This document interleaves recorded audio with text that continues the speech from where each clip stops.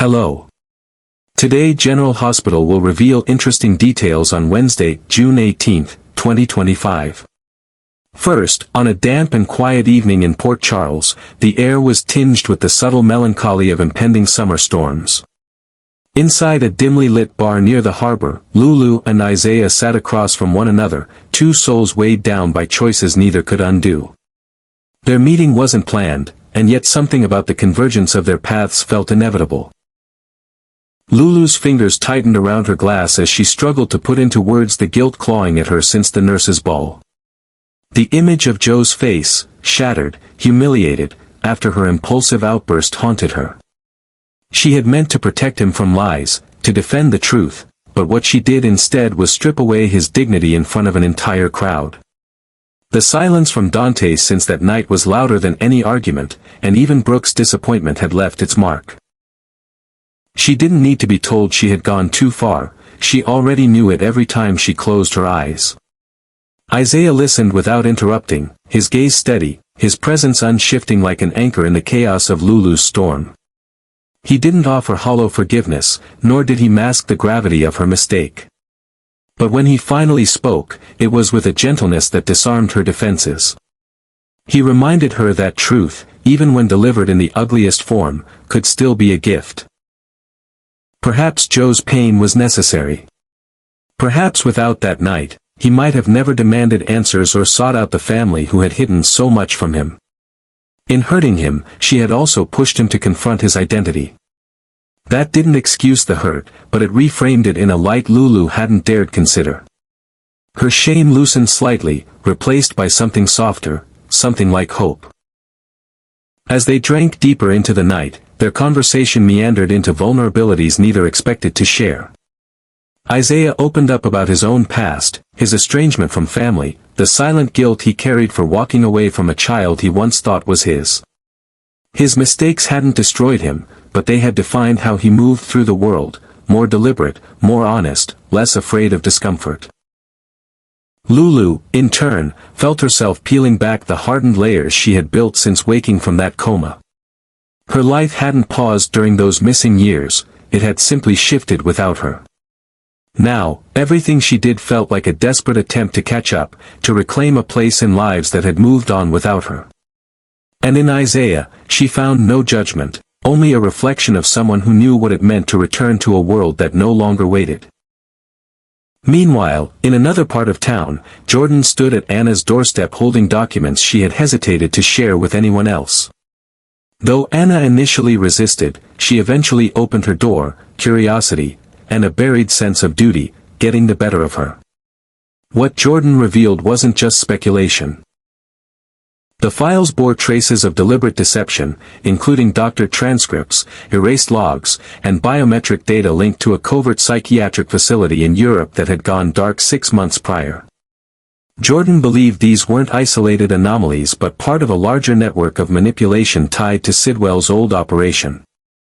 Anna, upon scanning the files, felt a familiar chill crawl up her spine. The names, the codes, the signatures, they weren't new.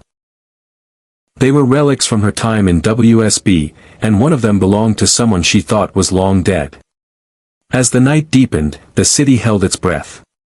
In that bar, Lulu rested her head briefly on Isaiah's shoulder, not out of flirtation, but from sheer exhaustion. She hadn't felt safe enough to collapse in front of anyone since returning to Port Charles, but in that moment, she allowed herself the grace of vulnerability. Isaiah didn't move. He simply let her rest, his arm remaining firm, as though shielding her from the invisible grief she carried. There were no promises exchanged, no plans made. Only the unspoken understanding that healing didn't always come with closure, it came with connection. And sometimes, the people who saved you weren't the ones you had known the longest, but the ones who showed up when no one else did. Back at Anna's apartment, the gravity of Jordan's revelations began to take shape. Anna couldn't deny what she had seen, and worse, she couldn't deny the feeling that her hands had unknowingly been used to orchestrate part of the cover-up. There was a time when she would have been ready to launch into action, to unravel the truth at any cost. But now, with Jason back, with the WSB in shambles, and with the threat of another hidden syndicate rising, she hesitated. Jordan left with a warning. More names would be exposed soon, and Anna had to decide whether she was ready to confront what might emerge from the shadows, especially if those shadows were her own. Second, spring had quietly drained from Elizabeth's footsteps ever since Lucky chose to leave Port Charles behind. What was once a season of renewal now felt like a hollow echo of something she couldn't quite reclaim. In the sterile silence of General Hospital, where life and death intersect daily, Elizabeth moved through her routines with the numb precision of someone carrying a grief that didn't demand tears but whispered relentlessly through every breath. Lucky's departure wasn't sudden, but it felt final. He had said his goodbyes with a calm that unsettled everyone who loved him, especially Laura, who once again found herself losing a son she had already said goodbye to once before. There were no dramatic outbursts, no airport chases, just the quiet sound of doors closing that would never open the same way again. For Laura, Lucky's departure was almost unbearable. The ache of motherhood stretched too tightly around her heart as she watched another of her children slip beyond her reach. This wasn't the result of death or tragedy, but something more insidious, a voluntary vanishing that left her powerless. She had held on to hope that Lucky would find his way back to them, to her, to the family that once defined his every reason for staying. And now, all she had was the absence of his presence, a silence in the room that used to be his, and the distant memory of his voice calling her Mom. The thought that he might never return again settled over her like frost that wouldn't melt, and she could hardly breathe beneath its weight. Lulu mourned him too, though her sorrow took on a different shape. Quieter, restrained, tinged with guilt she couldn't name. She had been so preoccupied with her own struggles that she barely noticed how far Lucky had drifted. His pain, his disconnection, had remained tucked beneath the surface until it was too late to pull him back. Watching him walk away had reopened old wounds, reminding her how fragile their family truly was. And although she tried to remain strong for her mother's sake, every so often, her voice would catch when speaking about him, as though his name had become too heavy to carry in a sentence. Losing Lucky again wasn't just losing a brother, it was losing the fragile illusion that they could ever go back to the way things were before everything fell apart. But it was Elizabeth who held the truth in her chest like a burning coal. She had been the last to speak with Lucky before he left, and it was during that quiet, pivotal moment that she made the choice not to hold him back. When Laura approached her days later, filled with confusion, maybe even quiet accusation, Elizabeth stood firm, not with anger or defensiveness, but with a calm resignation. She had not accepted Lucky's proposal, and it wasn't because she didn't love him. It was because she did. And in that love, she saw the truth that others couldn't or wouldn't admit: Lucky wasn't meant to stay. He had been restless for years, always searching for something just out of reach, something no one in Port Charles could give him. His offer of marriage had not come from joy or certainty, but from desperation, a grasp at something steady in a life that felt like it was slipping from his hands. Elizabeth had recognized the difference between real love and the longing for comfort, and she couldn't let him chain himself to a life that would only deepen his resentment. She explained this to Laura not out of coldness, but out of honesty. She knew what it meant to love someone enough to let them go, to accept that staying together would only lead to mutual quiet misery. Her refusal wasn't cruelty, it was clarity. She had seen the dream Lucky was chasing, and it didn't include her, not really. It included peace, isolation, maybe even reinvention. And she loved him enough to let him chase that dream, even if it meant she'd never see him again. Laura didn't respond at first. The truth was too sharp, too raw. She had clung to the hope that Elizabeth might be the anchor that held Lucky in place, that a family could be rebuilt and history could find a gentler ending. But Elizabeth's words shattered that illusion, and in its place came a sobering realization: sometimes, the people we love the most are the ones we have the least power to save. She turned away, not with anger, but with the heavy heart of a mother who had exhausted every hope. And Elizabeth, left alone in that moment, didn't weep. She simply inhaled the stillness of the hospital corridor and let the ache settle deeper, quieter, into the corners of her being. Third, the moment Michael and Sasha sat down for a candid conversation, the air around them shifted. Their words were calm, deliberate, mature, an agreement forged not from romance, but from shared love for Wiley and Amelia, and a mutual understanding of what those children truly needed. It was a conversation that marked the beginning of something unexpected but deeply grounded, a co-parenting future built on stability, history, and the quiet resilience they both possessed. But while they discussed practicalities and purpose, far away from their circle of calm, Willow stood on the edge of a personal storm she hadn't seen coming. What she once believed was a new beginning with Drew suddenly unraveled with brutal indifference. His decision to leave for Washington, D.C. without her, with no regard for the emotional wreckage he left behind, shattered the illusion she had so desperately clung to. Willow's panic was immediate and raw. She had assumed, perhaps naively, that Drew was her escape from the painful mess of her past, her salvation from a life that had spiraled out of control since her separation from Michael. In Drew's arms, she thought she had found comfort, understanding, even love. She had convinced herself that leaving behind everything she had built with Michael was the right path, the bold move toward a brighter, freer version of herself. But Drew's abrupt departure exposed the hollowness of that dream. He hadn't stayed. He hadn't even looked back. And worse, he had left her to face the consequences of her choices alone. His abandonment wasn't a tragic twist, it was a calculated step forward in his own agenda, one that no longer included her. But the final blow came not from Drew, but from Michael. The moment he told her, with steady conviction, that he and Sasha would raise Wiley and Amelia together, something inside Willow snapped. She couldn't process the words at first. It felt impossible that she, the biological mother of Amelia and the woman who had fought so hard to be part of Wiley's world, was being written out of the future she believed was hers. She expected anger, maybe even bitterness from Michael, but she never anticipated this kind of clarity, this peace in his decision. To Willow, it felt like erasure, proof that not only had Michael moved on, but that she had been left behind entirely. That he no longer saw her as essential to their children's lives. That Sasha, the woman she had once pitied, now stood in the very space she had forfeited. The betrayal cut deeper because it was self-inflicted. Willow had turned her back on Michael not in a moment of rage, but in the misguided hope that Drew would offer her something greater, emotional safety, unconditional acceptance, maybe even permanence. And for a while, she believed he had. She believed that in choosing Drew, she was finally choosing herself. But as the truth crystallized, she saw the painful irony. She had traded one certainty for another man's empty promises. She had abandoned a family to chase a fantasy, and now she stood outside of both. The silence in her home was deafening, and the absence of her children's laughter echoed through every corner.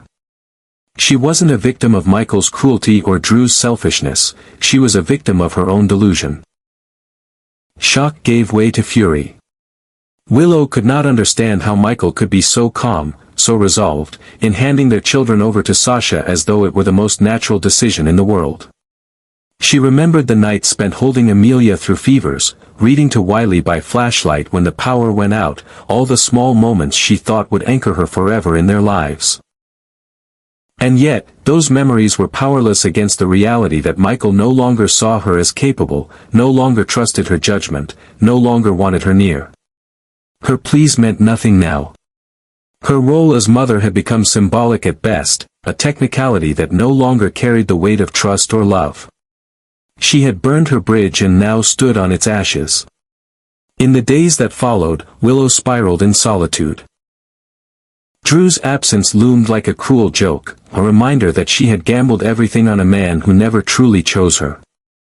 Michael's decision left her adrift, cut off from the two people who once centered her life. Even the thought of Sasha, gentle, steadfast, dependable Sasha, becoming the emotional mother figure to her children filled her with a resentment she couldn't admit out loud. Not because Sasha was unworthy, but because Willow was no longer enough. She wanted to scream, to demand someone explain how everything had unraveled so quickly, how she had become the outsider in her own story.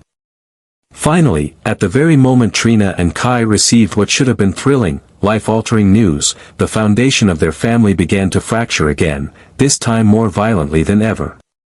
Curtis, weighed down by weeks of growing suspicion and an unshakable sense of betrayal, finally reached the limit of his tolerance.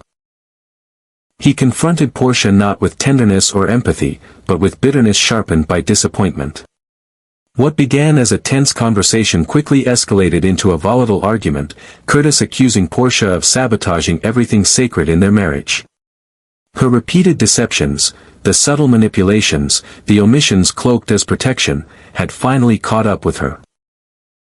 The revelation that she had tampered with Heather's medical results was bad enough, but supplying ketamine in a scheme to set up Drew shattered any remaining trace of trust Curtis had left. Portia stood in silence as Curtis catalogued her betrayals, unable to deny the truth that hung between them like poison in the air. She had crossed a line, not once but multiple times, choosing secrecy and control over honesty and unity. Her rationale had always been the same: protect the family at all costs. But those costs had finally become too great. Curtis, who had already spent years grappling with his own demons, felt himself spiraling again, caught in the chaos of a marriage that no longer felt safe. Portia's actions, once brushed off as mistakes made under pressure, were now unforgivable crimes in his eyes.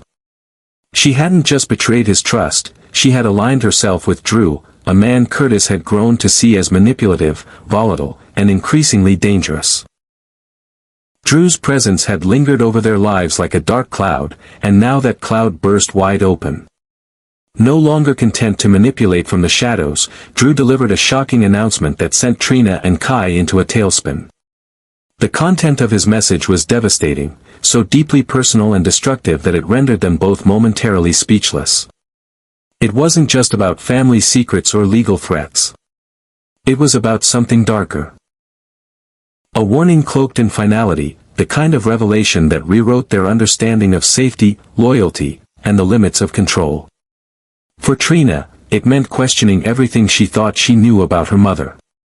For Kai, it meant recognizing the fragility of their entire support system.